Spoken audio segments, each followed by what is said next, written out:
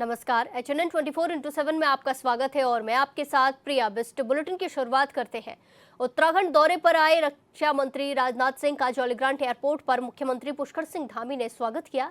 इस दौरान उनके साथ बीजेपी प्रदेश अध्यक्ष महेंद्र भट्ट, विधायक प्रदीप बत्रा और अन्य गणमान्य लोग उपस्थित रहे। आपको बता दें कि रक्षा मंत्री कई अहम कार्यक्रमों में शामिल होंगे, साथ ही सैन्य और विकास से जुड़े विषयों पर एक अहम बैठक भी होगी।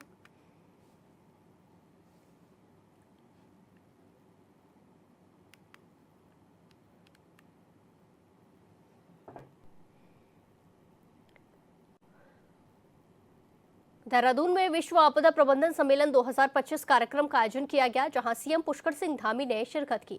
इस दौरान उनके साथ केंद्रीय मंत्री जितेंद्र सिंह, राज्यसभा सांसद नरेश बंसल समेत कई वरिष्ठ नेता और अधिकारी शामिल रहे। कार्यक्रम में 57 से ज्यादा देशों के आपदा प्रबंधन विशेषज्ञ और वैज्ञानिक शामिल हुए। वहीं सीएम धामी ने अपने संबोधन में आपदा प्रबंधन के लिए किए जा रहे कार्यों के बारे में भी जानकारी दी।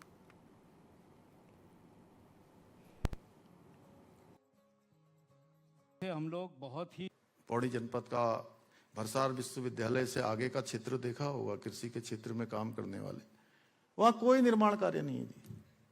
असवाल साहब, कोई निर्माण कार्य नहीं।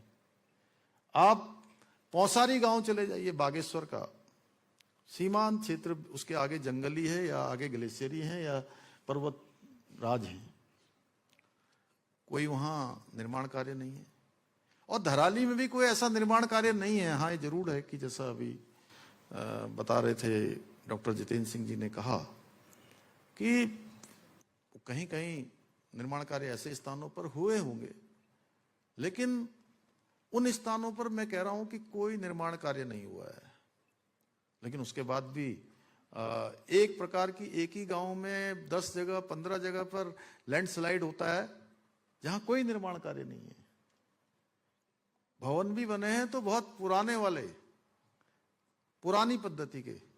तो मैंने कहा इसके लिए केवल निर्माण कार्य के लिए हम जिम्मेदार नहीं हैं, इसके लिए वो जिम्मेदार हैं, दुनिया के वो देश जिम्मेदार हैं, वो लोग जिम्मेदार हैं जिन्होंने इस भूमंडल का तापमान सबसे ज्यादा बढ़ाया है। सबसे ज्यादा जिन्होंने इस तापमान को बढ़ाया है, टेम्परेचर बढ़ाया है। हम तो पूरे देश को पानी दे रहे हैं, शुद्ध हवा दे रहे हैं, अच्छा पर्यावरण दे रहे हैं। हमारे यहाँ से गंगा यमुना जैसी अनेक नदियां निकलकर सबको जल और जीवन देने का काम कर रही हैं। 71% भूभाग हमारा फॉरेस्ट है, हिम ग्लेशियर हैं, पर्वतराज हिमालय है हमारे यहाँ। तो निश्चित रूप से ये इस सम्मेलन में, चूंकि मुझे ये बात कहते कहते मुझे ध्यान में आया कि जहां इतने सारे आपदा के विशेषज्ञ हों, वैज्ञानिक हों, शोधकर्ता हों, अनेक नवाचारों को करने वाले हमारे 50 से भी अधिक देशों के प्रतिनिधि यहाँ आए हैं, तो उनके लिए ये एक शोध का विषय होना चाहिए कि आखिर ऐसा क्या कारण है कि एकदम से क्लाउड फटता है एक जगह पर और वहां कोई निर्माण कार्य नहीं है, और एकदम से अपने साथ बड़ा सा मलबा बहुत सारा स्लाइड लेकर आ जाता है। और ऐसा स्लाइड कि वो उसके बाद घरों को तो ऐसे लगता है जैसे कोई ब्लेड से जो है घास काटते हुए चली जाती है, जैसे ब्लेड, इतना बड़ा फ्लैश आता है। और वो एक स्थान पर नहीं, सभी स्थानों पर एक जैसा है। तो ये बड़ा शोध का विषय है हमारे लिए। इसके अतिरिक्त हम लोग जो अभी जितेंद्र सिंह जी ने भी यहाँ पर और हमारे लिए यहाँ घोषणा करी है 3 स्थानों के लिए, हरिद्वार, पंतनगर और औली के लिए, मैं उनका भी बहुत धन्यवाद करता हूँ। और अर्ली वार्निंग जो सिस्टम है उसको भी हम मजबूत करने पर विशेष ध्यान दे रहे हैं, ताकि समय पर लोगों को चेतावनी दी जा सके। इसके अलावा हर मौसम का भी पूर्वानुमान लगाकर जलवायु परिवर्तन पर शोध के लिए भी डेटा एनालिटिक्स, सैटेलाइट इमर्जरी के उपयोग की दिशा में भी हम राज्य के अंदर काम कर रहे हैं। इतना ही नहीं, हम पर्यावरण को संतुलित करने के लिए पौधारोपण अभियान है, जल संरक्षण है, पर्यावरण जागरूकता के कार्यक्रम हैं, इसको भी हम निरंतर आगे बढ़ा रहे हैं, निरंतर प्रयास कर रहे हैं। यही नहीं, हमने जलवायु परिवर्तन के प्रभाव को कम करने के लिए सौर ऊर्जा सहित अन्य हरित ऊर्जा स्रोतों को बढ़ावा देने के लिए भी अनेक महत्वपूर्ण योजनाएं प्रारंभ की हैं। इसके साथ ही हम प्रदेश में जल संरक्षण को बढ़ावा देने के उद्देश्य से स्प्रिंग रिजुविनेशन अथॉरिटी यानी सारा का गठन किया है, जिसके अंतर्गत राज्य के जो परंपरागत हमारे जल स्रोत हैं, नाले हैं, धारे हैं, तमाम प्रकार के जो स्रोत हैं, जो रिचार्ज करने की जिनको जरूरत है, जो बिल्कुल सूख गए हैं, बरसाती नदियां हैं, उनका एक प्रकार से कैसे फिर से उनका चिन्हीकरण करके उनका उपचार किया जाए। और हम राज्य में प्लास्टिक वेस्ट के प्रबंधन के लिए डिजिटल डिपॉजिट रिफंड सिस्टम भी हमने प्रारंभ किया है। और मुझे आप सबको बताते हुए प्रसन्नता है कि ये हमारी छोटी सी पहल हम हिमालय क्षेत्र में 72 टन कार्बन उत्सर्जन को कम करने में इसके माध्यम से हमें सफलता प्राप्त हुई है। विभिन्न क्षेत्रों में इस प्रकार अपनाए गए हमारे नवाचारों का परिणाम है कि नीति आयोग द्वारा जारी इंडेक्स रिपोर्ट में उत्तराखंड को देश में पहला स्थान प्राप्त हुआ है उस इंडेक्स में। भाइयों बहनों, हमारी सनातन संस्कृति में प्रकृति को मां मानकर पूजने की परंपरा रही है। हमारे त्योहार, हमारे पर्व, हमारे संपूर्ण जीवन पद्धति में प्रकृति के प्रति सम्मान, संरक्षण, सहअस्तित्व की भावना गहराई से रची बसी है। हमारी संस्कृति में भी है, हमारे संस्कारों में भी है। मेरा मानना है कि यदि हम सभी पर्यावरण संरक्षण को वैज्ञानिक दृष्टिकोण के साथ साथ आस्था, परंपरा और सामूहिक उत्तरदायित्व के भावना के साथ जोड़कर कार्य करेंगे तो हम वर्तमान में हमारे सामने जो अनेक चुनौतियां, गंभीर पर्यावरणीय समस्याओं का जो हमारे सामने चैलेंज है, उसका हम सफलतापूर्वक सामना करने में सफल होंगे। भाइयों बहनों, हमारी सरकार राज्य के पर्यावरणीय संतुलन और जैव विविधता को सुरक्षित रखने के लिए विकल्प रहित संकल्प के साथ निरंतर कार्य कर रही है। मुझे पूरा विश्वास है कि ये सम्मेलन हमारे इस संकल्प को पूरा करने के साथ साथ संपूर्ण विश्व को आपदा प्रबंधन और जलवायु परिवर्तन के क्षेत्र में एक नई। इसी के साथ खबरों में आगे बढ़ते हैं। कुमाऊं कमिश्नर और मुख्यमंत्री सचिव दीपक रावत चंपावत दौरे पर पहुंचे, जहां उनकी अध्यक्षता में जिला सभागार में एक महत्वपूर्ण बैठक आयोजित की गई। बैठक से पूर्व आयुक्त ने कलेक्टोरेट परिसर में स्थापित विभागीय स्टॉलों का निरीक्षण किया। इस दौरान उन्होंने स्वयं सहायता समूह, पशुपालकों एवं उद्यम विभाग के लाभार्थियों से संवाद भी किया, जिसके बाद उन्होंने एक पेड़ मां के नाम अभियान के तहत कलेक्ट्रेट परिसर में पौधारोपण किया। वहीं बैठक के दौरान अष्टम बोर्ड जनपदीय नवाचार चंपावत मास्टर प्लान 2041 समेत कई विषयों पर विस्तार से चर्चा हुई। मुख्यमंत्री जी ने निर्देशित किया है कि जो बड़े प्रोजेक्ट्स हमारे चंपावत जिले में चल रहे हैं या फिर जिनका प्लान है, उनकी एक तो समीक्षा की जाए और देखा जाए वो समय पे हो रहे हैं या नहीं हो रहे हैं। तो इसमें सबसे पहले तो जो गोलजी कॉरिडोर में प्रस्तावित प्रोजेक्ट्स हैं, इसके अलावा शारदा में जो प्रस्तावित हैं उनको देखा गया। साथ ही साथ प्रस्तावित मास्टर प्लान्स और लोहाघाट के और चंपावत के, इनको भी देखा गया। जनपद में बहुत अच्छे कुछ इनोवेटिव काम हो रहे हैं, जैसे लाइब्रेरीज बनी हैं। एक आप ज्ञान सेतु के नाम से मनरेगा के तहत कुछ ब्रिजेस बना रहे हैं, जहाँ पे कि बच्चे बरसात में गधेरों को पैदल पार करते हैं, उसके स्थान पे इनको बनाया जा रहा है। झारखंड की हेमंत सरकार के दूसरे कार्यकाल का 1 साल पूरा होने के अवसर पर रांची के मोराबादी मैदान में नियुक्ति पत्र वितरण समारोह का आयोजन किया गया, जहां सीएम हेमंत सोरेन ने शिरकत कर बड़ी संख्या में युवाओं को नियुक्ति पत्र वितरित किए, जिसमें किसान परिवार के एक बेटे को डिप्टी कलेक्टर के पद पर नियुक्ति किया गया है। बेटे की नौकरी से बूढ़े माँ बाप का चेहरा खिल उठा। वहीं नवनियुक्त डिप्टी कलेक्टर सौरभ शशि ने भी सरकार का आभार जताया। झारखंड सरकार यानी कि हेमंत सरकार का दूसरा कार्यकाल का यह पहला वर्षगांठ है और इसमें जो युवा है, झारखंड के युवा है, इनके सपनों का साकार हुआ है। कई वर्षों से युवा जो सपने देख रहे थे सरकारी नौकरी का, तो आज इनका सपना साकार हो गया है। सरकार की तरफ से युवाओं को बड़ी सौगात दी गई है। तकरीबन 9000 से भी ज्यादा युवाओं को नौकरी दी गई है और इसमें जेपीएससी और शिक्षक जो बहाली है, सहायक आचार्य की बहाली है, इसमें सबसे ज्यादा मात्रा है। तो हमारे साथ जेपीएससी के द्वारा तैयारी किए हुए हैं युवा और डिप्टी कलेक्टर के पद पर ये इनका जो है पदस्थापन हुआ है, नियुक्ति हुआ है। पहले तो आपका जो नियुक्ति हुआ है इसके लिए हम सबसे मुबारकबाद देते हैं। थैंक यू, धन्यवाद आपको। क्या नाम हो गया? मेरा नाम सौरभ शशि है।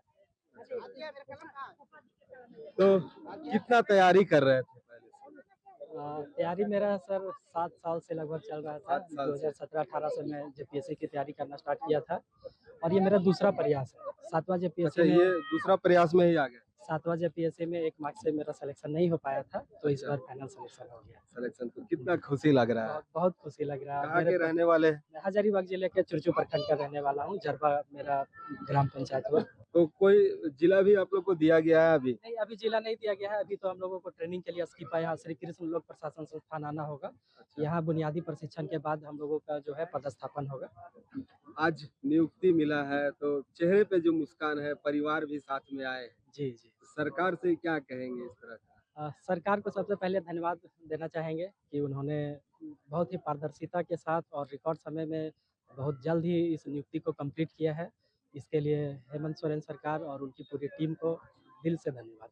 जेपीएससी लगातार विवादों में रहता था, कभी भी उस पर आरोप लगते थे कि ये निष्पक्ष जो है वो एग्जाम नहीं ले पाती है, लेकिन आज देखिए ऐसा नहीं है। अब कुछ होते हैं ऐसे कि आरोप लगाते हैं, लेकिन सत्यता उनमें नहीं है और आज एक पूरे निष्पक्ष है। जी निष्पक्षता के साथ सबकी जो है वो नियुक्ति हुई है। आप देख सकते हैं मेरे माता पिता फैमिली सब आए हैं। हम लोग किस अच्छा, आप जमीनी स्तर इनके से पिताजी हैं? ये इनके पिता हैं। आज बेटा आपका कलेक्टर बन गया है, क्या कहिएगा? बढ़िया लग रहा है। अच्छा लग रहा है। अच्छा लग रहा है। किसान है, किसान हल चला के इतना दूर पहुंचा दिए। हल चलाकर इतना दूर तक पहुंचा हाँ, दिए, इसको खेती समय कर रहे दिए। थे। हाँ, इनको समय दिए, इसको रोके नहीं। जो भी ये पढ़ना चाहता था हाँ वो हाँ करने दिए। हाँ। तो आप भी इनके खेती में हाथ बटाते थे? बिल्कुल बिल्कुल। अभी हम लोग धान जो कटनी हुआ है उसमें पूरा धान का जो है धान अभी काट के यहाँ आए। झड़ा करके और धान देखिए, आए हैं। क्या कहिएगा, बेटा आपका अब हो गया है? क्या कहेंगे, कहेंगे। उसको हम आशीर्वाद दे रहे हैं दिल से और हम बहुत खुश हैं। हम लोग उसको सहमत किए, हम लोग को आशीर्वाद से इतना आगे बढ़ा है। बचपन से पढ़ते थे अच्छे? बचपन से पढ़ रहा है तो उसको हम लोग रोके नहीं कभी। कभी उसको कोई काम को दबाव नहीं दिए, पढ़े छूट दे दिए कि पढ़ो तुम अपना मुकाम हासिल करो। बोला अब मेरा क्या करते? इसके आगे आप क्या करते हैं? हम तो आंगनबाड़ी सहायक है। आंगनबाड़ी सहायक सहायिका है। है और उसको मैंने जितना बोले कि अपना तुमको जितना इच्छा है पढ़ो, हम लोग कोई रुकावट नहीं करेंगे, जहाँ तक होगा मदद करेंगे। वो बोला मेरा मैंने जैसे वो पढ़ के निकला तो उसको वो छोटा मोटा नौकरी मिल रहा था तो नहीं तैयार हो नहीं तैयार। मेरा लक्ष्य था कि लक्ष्य कुछ था बड़ा करना हाँ है। बड़ा करना। तो बोला तो हम आज लोग मुकाम बोले तो मिल गया। हम लोग बोले तो बोला मम्मी हमारा अभी उम्र है और समय भी है, हम अभी पढ़ेंगे, हम आगे बढ़ेंगे, हम इसमें अभी करेंगे तो हम इसी में अटक जाएंगे। हमको इसमें नहीं अटकना, हमको आगे बढ़ना है। तो बढ़ो। जी बिल्कुल, सोच ऊंची अगर आप रखते हैं तो जरूर आपको कहीं ना कहीं उस जगह पर, उस मुकाम पर पहुंचने के लिए मिलेगा और आप उस मुकाम तक पहुंच सकते हैं। जो सोच है वो सोच जरूर बना कर रखे, तभी सफलता आपके हाथ लगेगी। फिलहाल इस खबर के लिए मुझे दीजिए इजाजत। रांची से एचएनएन के लिए अपने सहयोगी अक्षय कुमार के साथ जयंत कुमार। 30 नवंबर को रांची के जेएसयूए स्टेडियम में भारत और दक्षिण अफ्रीका के बीच एक दिवसीय मैच होने जा रहा है, जिसको लेकर स्टेडियम में भारतीय टीम ने खूब पसीना बहाते हुए अपनी तैयारी शुरू कर दी है। वहीं इस मैच को लेकर झारखंड की जनता में खासा उत्साह देखने को मिल रहा है।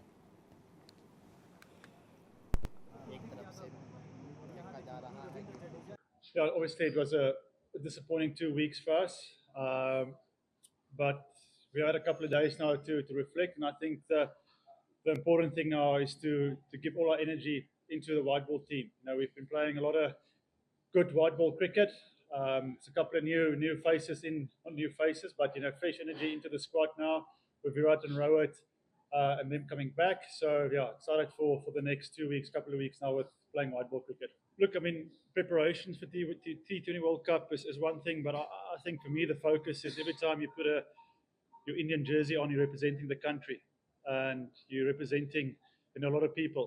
The fans standing outside the gate, supporting us and waving us and cheering us on. So for me, preparation is one thing, but for me, is playing good cricket for all the cricket lovers there and the cricket supporters. So I think that would be the focus, is to bring a bit of momentum back into the Indian dressing room after disappointing 2 weeks, and by that is to put all other thoughts aside and just play good solid white ball cricket starting in 2 days' time.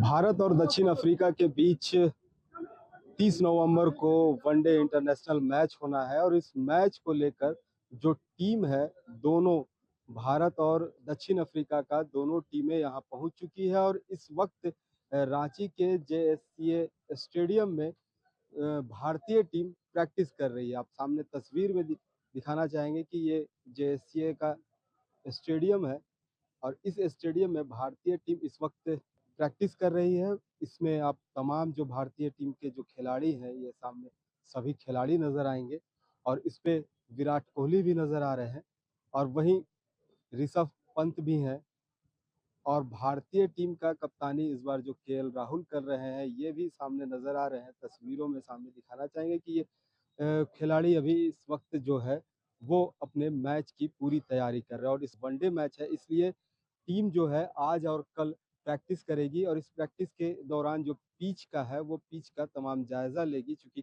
दिन में भी match होना है और रात में भी match होना है। तो रात में यहाँ जिस तरह मौसम बदलता है, इस मौसम को लेकर इस तरह जो टीमें हैं वो टीम पिच को भी पूरी तरह जांच रही है, पिच किस तरह का पिच है और किस तरह का यहाँ बॉलिंग कर रहे हैं। इस तरह बैट्समैन और जो बॉलर है वो पिच का जायजा ले रहे हैं और इस तरह तैयारी इन लोगों की पूरी तरह है। हालांकि जो बॉलर के बॉलिंग के जो कप्तान हैं मार्ने मोर्कल, ये भी इन्होंने कहा था कि जो भारत और दक्षिण अफ्रीका के बीच जिस तरह मैच हुए थे, इस मैच को लेकर जो टेस्ट मैच हुआ था, इस टेस्ट मैच में जो खिलाड़ी हैं, हालांकि भारतीय टीम को इसमें 0-2 से शिकस्त मिली थी, वहीं अब 3 सीरीज का यह पहला मैच है और पहला मैच भारत के और दक्षिण अफ्रीका के बीच होना है, जो रांची के जेएससीए स्टेडियम में होना है। इस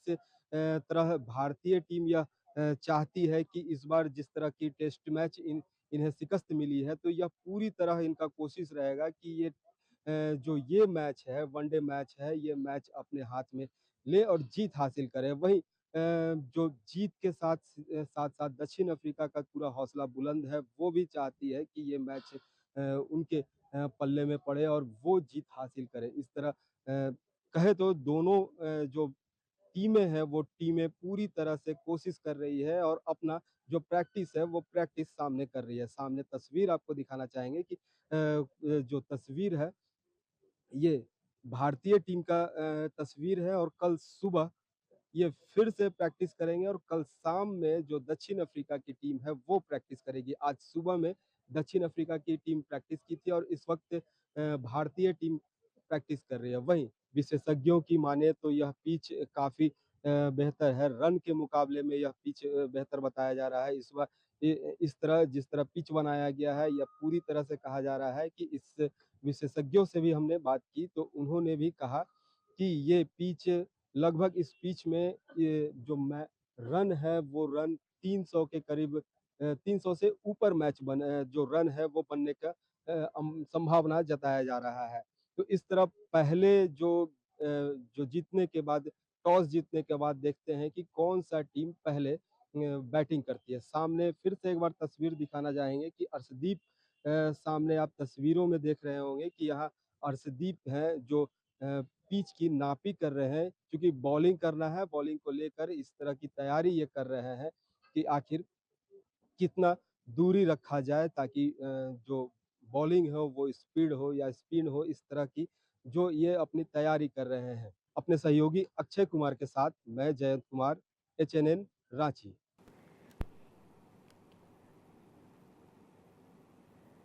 मंदसौर के कालाखेत क्षेत्र में पैसे चुराने को लेकर एक युवक की हत्या कर दी गई। पूरा घटना सीसीटीवी कैमरे में कैद हो गई है। जानकारी के मुताबिक रोड के किनारे सो रहे एक व्यक्ति की जेब से पैसे निकालने को लेकर युवक की पत्थर से पिटाई की गई, जिससे उसकी मौत हो गई। वहीं सूचना पर पहुंची पुलिस ने मृतक के शव को पोस्टमार्टम के लिए भेजा है और आगे की कार्रवाई में जुट गई है।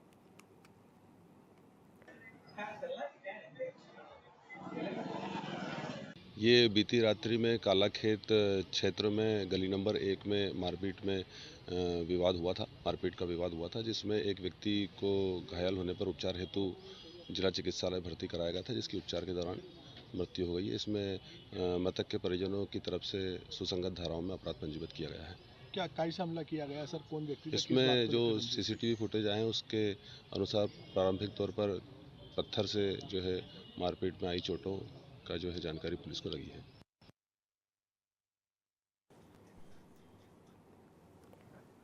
उत्तराखंड हाईकोर्ट ने कॉर्बेट नेशनल पार्क में जिप्सी संचालन को लेकर जारी की गई लिस्ट में नई पंजीकृत स्थानीय वाहन स्वामियों को शामिल न करने के मामले में दायर याचिका पर सुनवाई की, जिसके बाद कोर्ट की खंडपीठ ने निदेशक कॉर्बेट पार्क को टाइगर कंजर्वेशन मांग की प्रति को कोर्ट में पेश करने के निर्देश दिए हैं, ताकि कॉर्बेट नेशनल पार्क में पर्यटन को बढ़ावा मिलने के साथ ही स्थानीय लोगों को रोजगार मिल सके, साथ ही इस पूरे मामले को लेकर फैसला लिया जा सके। को लेकर आज फिर सुनवाई हुई है, तो क्या कुछ कोर्ट ने इसमें पूर्व में कोर्ट ने कुछ आदेश दिए थे और वर्तमान में अभी 17 नवंबर को सुप्रीम कोर्ट ने कोई गाइडलाइंस इशू की हैं एक जजमेंट के माध्यम से, जिसमें कि कॉर्बेट पार्क में किस प्रकार का टूरिज्म हो, सफारी किस प्रकार से कंस्ट्रक्शन फ्यूचर में हो और साथ ही जो व्हीकल्स का ऑपरेशन है उसको लेके भी रेगुलेशन कैसा हो, इसको लेके डायरेक्शंस जारी किए हैं। तो आज उसके ही लाइट में कोर्ट ने सुनवाई की थी और डायरेक्टर कॉर्बेट पार्क को आदेशित किया है कि वो टाइगर कंजर्वेशन प्लान की जो प्रति है वो कोर्ट में पेश करें, ताकि इस चीज़ को एग्जामिन किया जा सके कि कैसे मैक्सिमम टूरिज्म होने के साथ साथ मैक्सिमम कंजर्वेशन दोनों को बैलेंस किया जा सके और साथ ही जो रोजगार है वो भी उन लोगों को अधिक मात्रा में उपलब्ध कराया जा सके जो कि स्थानीय हैं, स्टेक होल्डर्स हैं और जिनका जंगल से हित भी जुड़ा हुआ है। नेक्स्ट तिथि 5 दिसंबर को। उत्तराखंड क्रांति दल के वरिष्ठ नेता और राज्य आंदोलन के प्रखर चेहरा रहे फील्ड मार्शल दिवाकर भट्ट को मसूरी शहीद स्थल पर भावपूर्ण श्रद्धांजलि दी गई। राज्य आंदोलनकारियों और स्थानीय लोगों ने उनके चित्र पर पुष्पांजलि अर्पित कर उन्हें संघर्षों को याद किया। श्रद्धांजलि सभा में वक्ताओं ने कहा कि दिवाकर भट्ट ऐसा नेतृत्व थे जिनकी आवाज पर हजारों युवक सड़क पर उतर आए थे। उन्होंने कहा कि वो युवावस्था से ही आंदोलन का हिस्सा रहे हैं। दिवाकर भट्ट 1978 में बद्रीनाथ से दिल्ली तक पैदल यात्रा करने वाले चुनिंदा युवाओं में शामिल थे।